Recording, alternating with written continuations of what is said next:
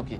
Le samedi dernier, nous avons écouté le président Laurent Gbagbo. Il y a 2 points sur lesquels je viens. Tout à l'heure, quand vous parliez de M. Lago, vous avez dit quelque chose qui m'a touché. Quand vous aviez dit que vous ne voulez pas porter de plainte parce que vous voulez respecter la mémoire du Premier ministre. Non, c'est pas ce que j'ai dit. Oui, vous avez dit quoi alors? Je ne reviens pas sur le sujet de... Non, c'est important parce que ça fait partie de la question.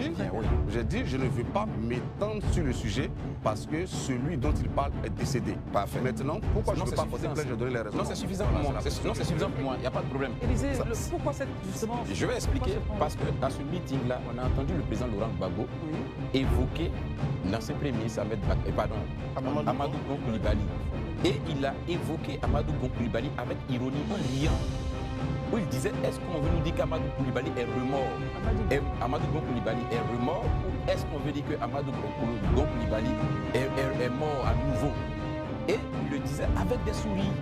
Vous qui vous êtes tout de suite indigné parce que vous avez estimé qu'on ne peut pas parler de quelqu'un et tout ça, est-ce que vous pensez que c'était juste pour le président Laurent Gbagbo de s'exprimer ici en faisant référence à une personnalité dans ce pays qui n'est plus?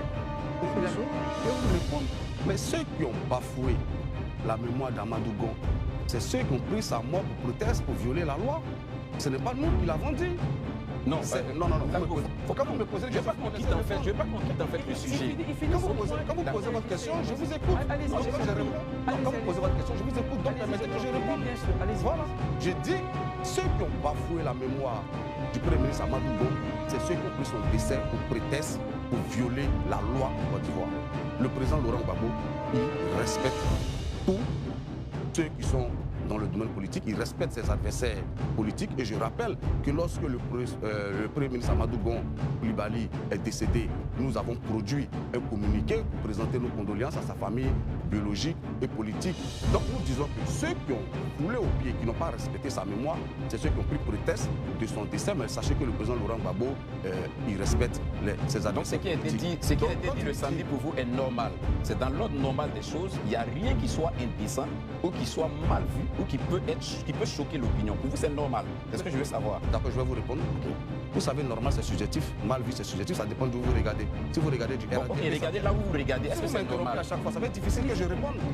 Vous posez une question, je réponds. Allez-y, voilà, merci. Donc, quand je dis mal vu, c'est subjectif. Vous êtes d'accord avec moi, non? Il n'y a pas de norme.